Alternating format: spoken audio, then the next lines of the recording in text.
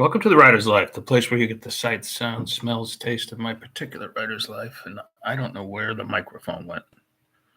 My son, it doesn't seem to be in my son's room either. I don't know. I got so much junk hanging around. I need a real throw out. And I'm a guy who doesn't have a lot of stuff. So, anyway, listen, if you haven't already, please subscribe. We got about 3,000 subscribers at this point. Someone kindly pointed out to me yesterday. And what else do you do? Punch the like button and the bell for notifications so that you don't miss out on one exciting video. Here's something. I got this paperweight in Provincetown, Massachusetts, like when I was still in college, back in around 84, 85, something like that. And it's been with me ever since. It's actually starting to turn colors, I guess, a little bit, maybe. I don't know. But it reminded me of Hemingway and Herman Melville and all that stuff. Anyway, it's not here what to talk about. You're probably like, what is it with this awkward husband's thumbnail? All right, this is gonna be like a weird ass video.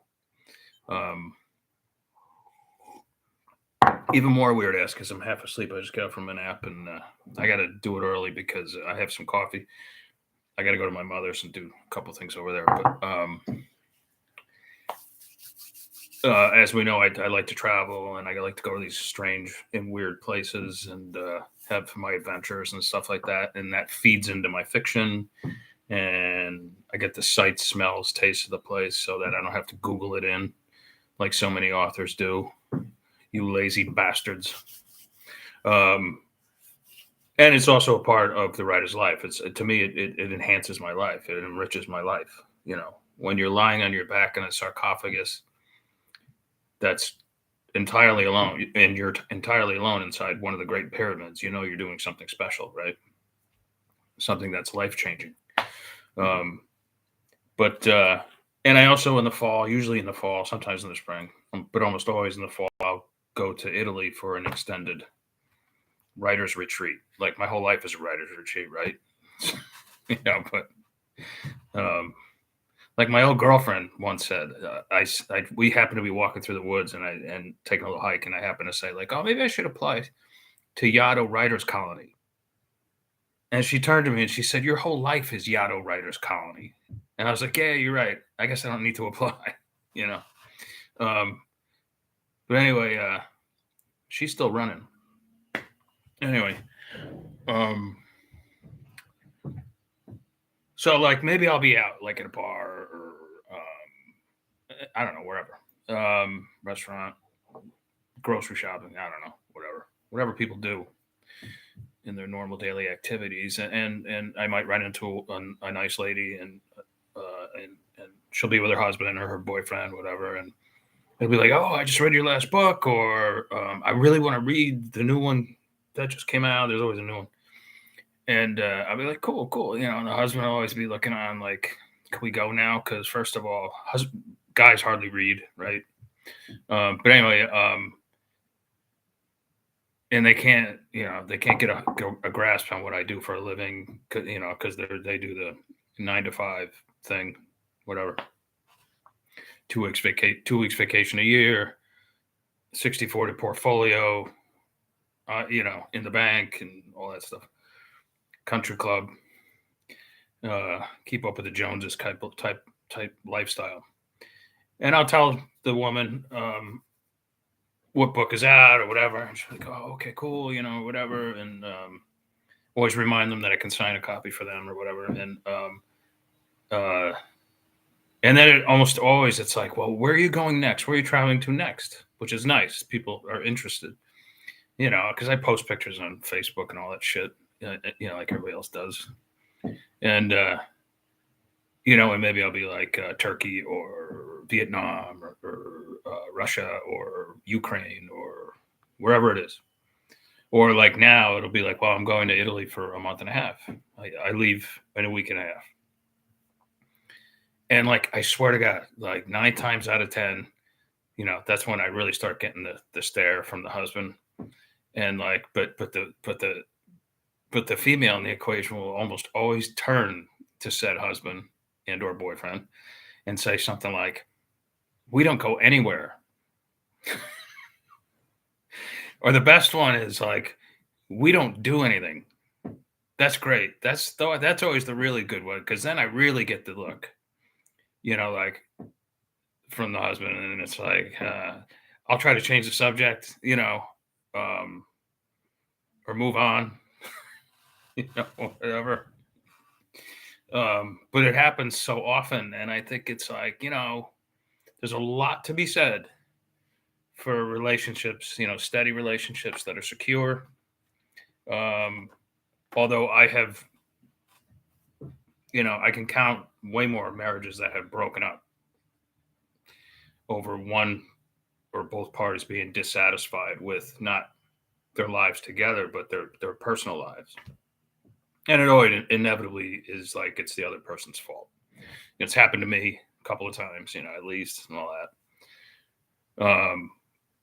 Like for instance, my last relationship, when I went back to my second wife, and it was good at first, but I knew enough not to get married again because I knew it wouldn't last.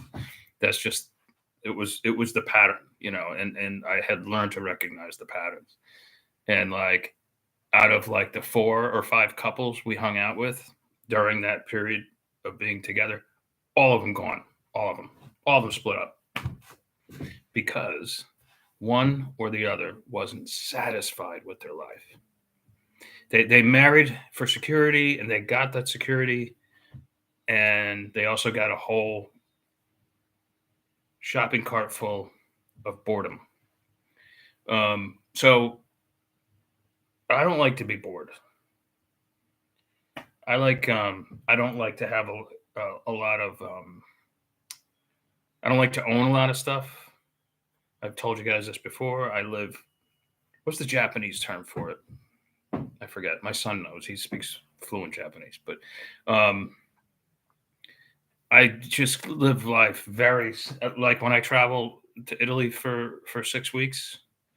Um, I will bring a backpack that I can carry on, and my office that I also carry on, like my laptop in a bag, and you know, uh, legal pad and some pens, a ruler. That's about it, and I'm good to go for 6 weeks. You can always do laundry.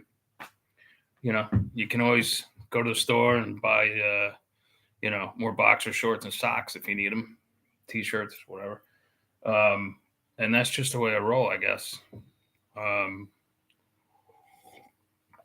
why? Because it's exciting, and I still feel like a kid, and so many places I still want to go or whatever. And it wouldn't be possible probably if I were married to somebody who was what they call a homebody, somebody who just doesn't like to go anywhere or whatever. A older couple comes to mind.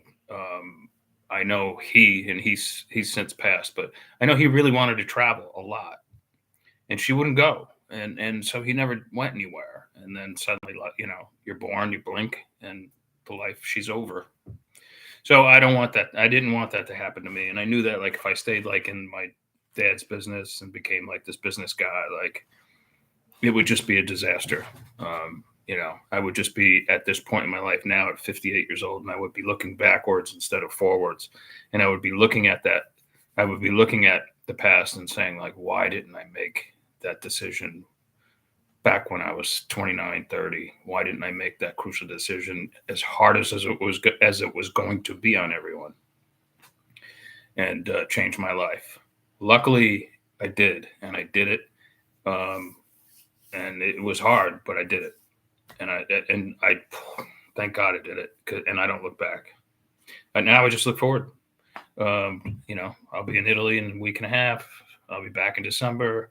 Then I'll home for the skiing, and then make plans to go somewhere else. And I don't know. Maybe I'll just Airbnb it for a little while. We'll see. All right. Anyway, this was kind of all over the place, but the awkward husband look. I'm sure I'm not the only writer who's gotten that. So like, let me know if you're one who has. All right. I'm sure for my female colleagues, they've gotten the awkward wife look as well. You know, probably even worse than the awkward husband look. So, anyway, all right, you guys. Thanks for being here, and I will catch you guys tomorrow.